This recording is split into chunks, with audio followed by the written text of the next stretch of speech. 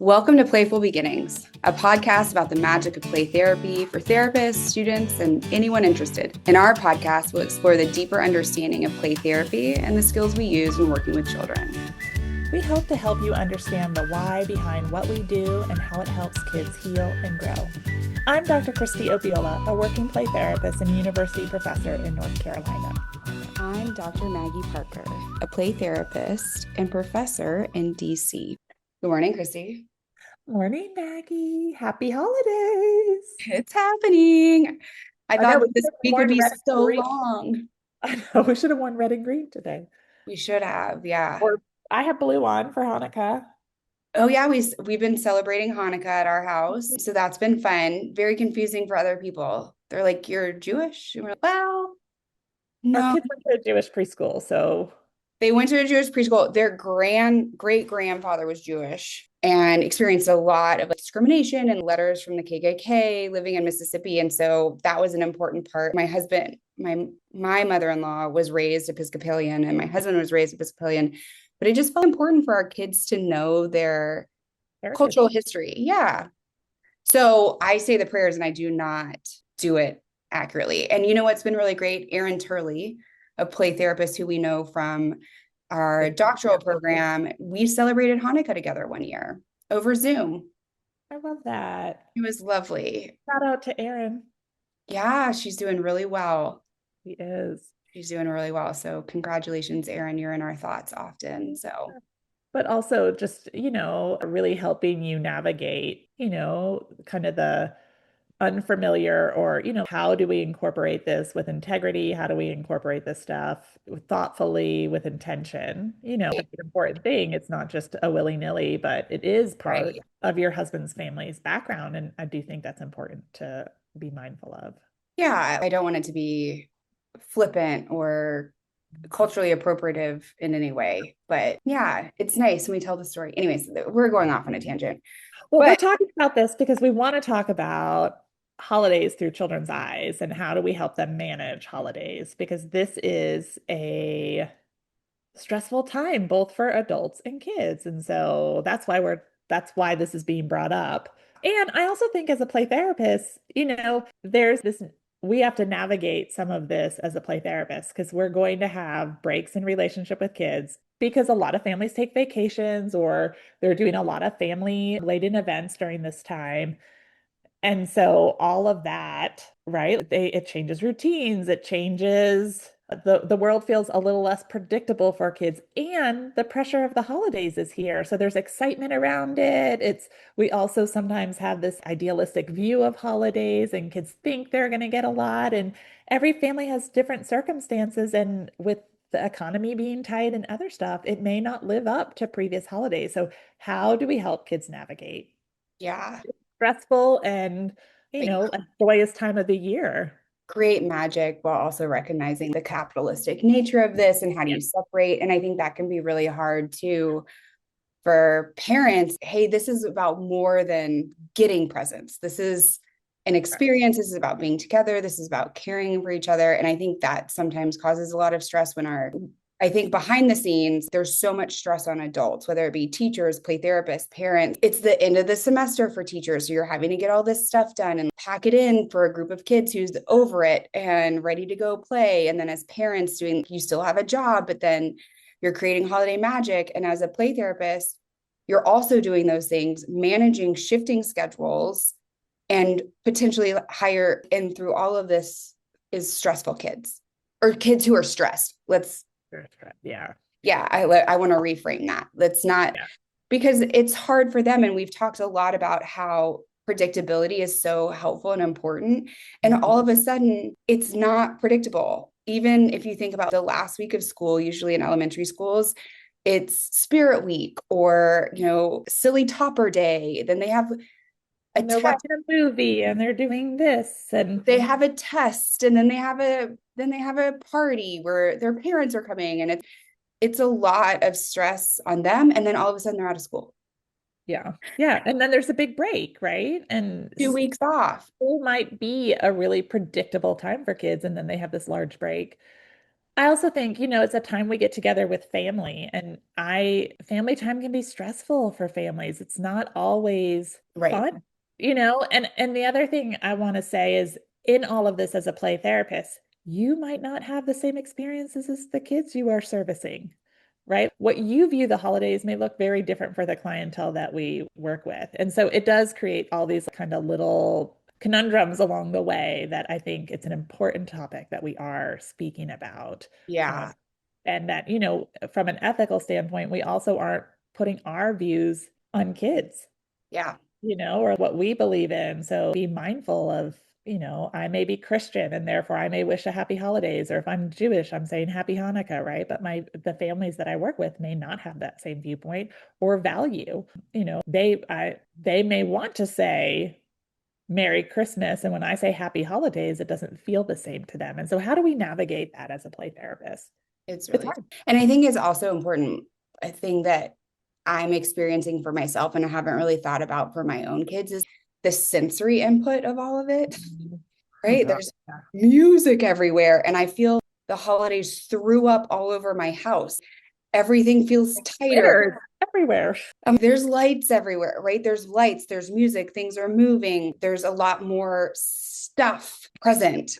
And Mhm. that can be really overwhelming, especially for our kids that struggle with sensory overload. And Yeah. so recognizing that, plus, I think also something we don't talk about much because it's not our area of expertise. My cats are going nuts, but nutrition, right? There's a lot more sweets around that you're eating at different times, that, it's a lot of snacking or noshing, and it just can feel really disorienting for kids sometimes. I don't think we think about the lights, the music, Yeah. the forced togetherness at times. We're getting in the car, we're going to go look at lights. It's like, I don't want to look at lights. After a long day of all these changes and, and they're on the crash after a sugar load and all this other Right. stuff. And so, how do our expectations match up with their developmental capacity and their personal capacity? So, I think it's so cool. At school, they have calm down corners. Is there a space where your kids can go? We have a hand signal in our family that if the kids feel overwhelmed in a situation, they can just come do the hand signal, and we can go upstairs and separate for a little bit and calm down. And I think also when getting gifts, if they're disappointed, we're like, Yep. stop, say thank you, be happy. And they're like, but I'm being genuine right now. And this is the ugliest Christmas sweater I've ever seen. And you're like, It reminds me of I don't know if you've seen the movie A Christmas Story, where Ralphie's aunt sends that. I think it's adorable, but I'm sure to a little boy, it's not adorable, that little bunny outfit, right? And it's just, oh man, how do you respond to how are your expectations from kids to respond to this? well, and Um, even, sorry, we were going looking for a Christmas tree the other day. And it was something that this is so important to Lee, and he loves it. And he wants to look at every single one. But we had spent too much time at a friend's house, and both the kids were tired and had basketball games. They were both in their basketball uniforms, meaning shorts. It's 30 degrees outside. It's dark. They haven't eaten. It's 5 o'clock. They're hungry. I was like, honey, I know that this is magical for you. And this tree is just fine. Let's go. And he was like, you're not wrong. I hear you. Okay, and this thank you. may not be the tree I want. Yes. And so we had the conversation, and then I repaired that relationship with him because I was like, I know this was really magical for you. And I kind of put the kibosh on it. And I'm Yeah. sorry. And he was like, no, it's fine. But also thinking about it from those perspectives, this is for us and not necessarily for them. And so helping manage those is helpful, I think, for parents and play therapists who are working with kids at this time. Working with parents, right? Helping parents as maybe parents' expectations, during the holidays shift a little bit, right? How do we help them? I'm really thinking of this from a child-centered lens, right? Where we think behavior is communication. How do we help them look at what is my child trying to tell me right now instead of, right, What is my trying child? to manage the behavior through threats, through bribery, or just giving up, right? Let's figure out what's going on for the kiddos here so that we can better support them along the way. I think and important. And as you've been talking, that's what's been coming up in my head, Maggie, is this idea of, oh, kids are trying to communicate to us. Our partners are trying to communicate to us, right? Teachers are trying to communicate with us. Parents are trying to communicate with us. All of those things. And they're communicating through behavior typically. And so let's try to get to the root of what is going on here. And some of that might be meltdowns. Yeah. Some of it might be regression or defiance or withdrawal. And so really working, and I think Or perfectionism, right? Don't forget perfectionism. also for some of the holidays that we celebrate, right? We do these, we kind of put out this idea of, you know, everything's getting reported back to someone, or you have to behave a certain Oh, way. And so therefore kids are going to try to be perfect and therefore struggle internally without being able to put it out. Or because they are being so perfect, we reward them. So what message do we send them at that time without looking at why they're seeking perfection in those moments? that's such a great point. You might get coal. Like, watch out, you're going to get coal in your stocking or whatever. We do that. It's this Or I'm going to external. report this back to the thing that always stands out to me is elf on the shelf, right? Your elf is watching, right? Which gives kids no permission to be kids, Right. right? Because kids are part of their process of growing up is learning emotional regulation, learning, self-control, learning how to manage difficult relationships, learning how, and part of learning that is by trial and error, and we have to give them a chance to try trial and error without shaming, blaming, right, manipulating, all of those things. So And so some of it is as the adult really taking a deep breath and thinking, okay, what are they communicating with me in this moment? What are they sharing? How can I help stay calm? How can I connect and understand and reflect that I understand? Part of it is being, like we've talked about, is really transparent and narrating what's going on yeah, and saying you're really frustrated, you're feeling really overwhelmed, reflecting those feelings, helping them feel seen, yeah.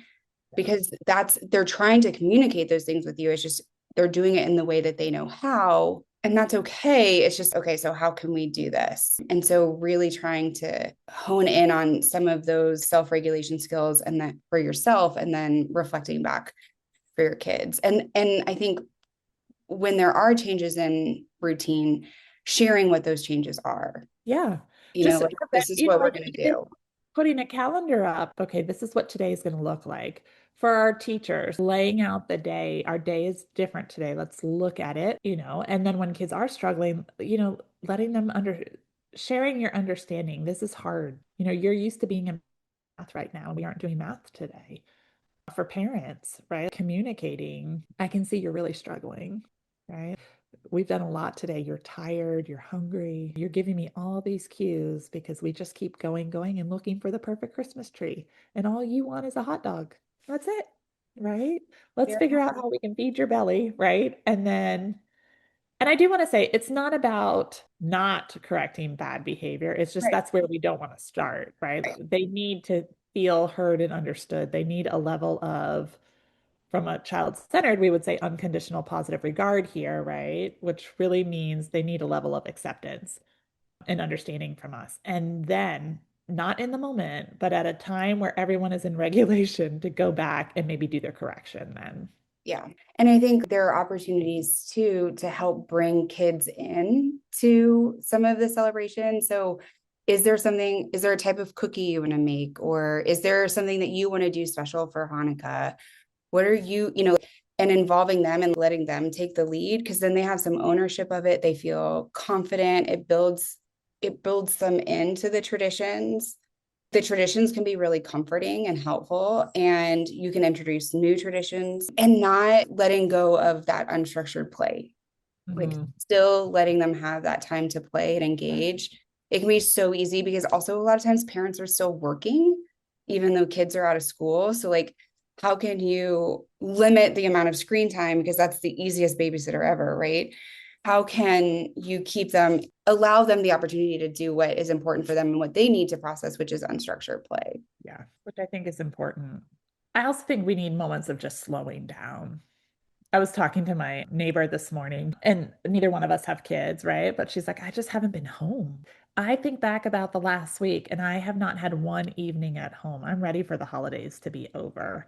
And if we have, as adults, are feeling that way, can you imagine having kids where, there's performances, there's parties, there's babysitters, there's, all these things. So I think also thinking about, connecting as a family, slowing down, making you and me time in the schedule at low stakes. Like you and me time are not making Christmas cookies sometimes, right? Because you want them to look a certain way or there's a purpose to them. But you and me time might be letting the child take the lead on some type of play activity that they want to play with. Right. Right? Or to read books together, or just to sit and watch a Christmas movie with hot chocolate, or whatever it might be. And I say Christmas movies because they're all over the TV. So if you don't celebrate Christmas, I'm not trying to separate holidays here. I was just acknowledging that there's a lot of them on TV right now. And so kids may be drawn, to watching Elf for the 1500th time. Or in our family, in my family of origin and growing up, we love the movie A Christmas Story. And it plays non-stop on Christmas Eve on TNT if anyone's interested, or TBS, from sunup until midnight. And we would just watch it over and over, driving my mother crazy. She hates that movie, but it drove her absolutely crazy. And we would be like, wait, this is the best part. No, we would all have a different best part, right? Trying to get her attention. But that was really important, for us as kids.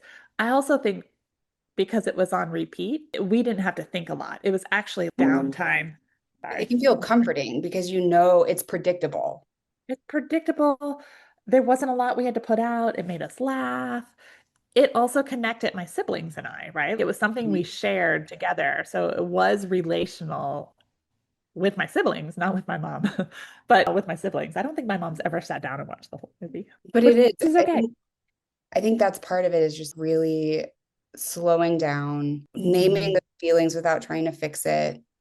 Because we are Yep. having those feelings too. And so being honest with ourselves, that's okay. That there doesn't have to be perfectionism, right? Yes. You get to decide as a family or as a unit what that looks like for you and each other and involving them in that. And, allowing for that frustration and imperfection with your children and within yourself. I mean, I think there was Yeah. one point when I had a meltdown because I was preparing for everything. It was just so overwhelming. I was just sobbing. And my kids walked in and I was like, well, hi. Right? Yeah. Mommy's really overwhelmed. I'm really overwhelmed. So I'm having a lot of big feelings and I'm taking deep breaths and I'm letting myself cry. And so narrating it and giving yourself space, you know, to have those feelings, but then also providing your children in in the play therapy room and the classroom, they might be a lot more dysregulated. And so just Yeah. kind of recognizing that as well. And I think protecting that unstructured playtime Yeah. as an adult, right? Allowing, I think as the play therapist, really being mindful to hold to that child-led unstructured time where they may be active or they may not. I was doing a consultation the other day and the therapist said the kid fell asleep, right? And what do I do in this moment? And it's, well, I think there's layers to that. And now that I think back, are the holidays playing a role in this kiddo falling asleep in the playroom, right? And so, what was the purpose of the sleep? What was, like, there's so many things we have to be thoughtful of in how we might guide or respond to that in the playroom. The other thing I was thinking about as you were talking, Maggie, is, as the adults in the relationship, we're also overstimulated, and overwhelmed, but how do we stay in regulation? Because we want to respond in a regulated space, right? We are probably more apt to being able to do that than our kids may be, Yeah. right? Because it's a growing skill for them. So how do we stay? What do we need in these moments to stay cool, calm, collected, regulated, right? And being able to respond instead of react. Yeah. And I think, as you've mentioned before, if you do react, right, how do you repair in those moments? You need to be able to hold on to the repair component of it to make sure that, you're conveying the message about how important this relationship is. Otherwise, kids are left questioning what's happening. That's both for play therapists, parents, teachers, all of those things, which is not an easy task to do. No, it's very hard. Yeah. Yeah. And if it's hard for us, it's really hard for them. Yeah. And so remembering. So yeah, I think the probably the two biggest takeaways, I think, would trust their capacity to move Mhm. through those big emotions and sit with them in it. And really, that from a child-centered perspective, it's less about behavior or activities and more just about how can you connect together. Yeah. And I would also say we don't need a perfect holiday. Right. I would say the connection is more important, and giving, opportunities to kids to help kind of guide what the holidays look like, Yeah, instead of it always being adult driven. 1,000%. So, yeah. Well, I hope this was helpful for our listeners. It was kind of a crash. We ran through that quickly, but we wanted to make sure we touched base about holidays, as this can be a really fun and joyous time, but it can also be incredibly stressful. I don't know how many parents I talk to that they are looking forward to this break and they're a little anxious about this break. And so, Yeah, uh, helping to support them as well. yeah. Well, we hope everyone has a happy holiday season, and please like and subscribe. Email us if you have questions or things you want us to touch on. And as Yeah. always, it's So playtherapyspace.com. thank you, Christy. Thanks, Maggie. Happy holidays. Happy holidays.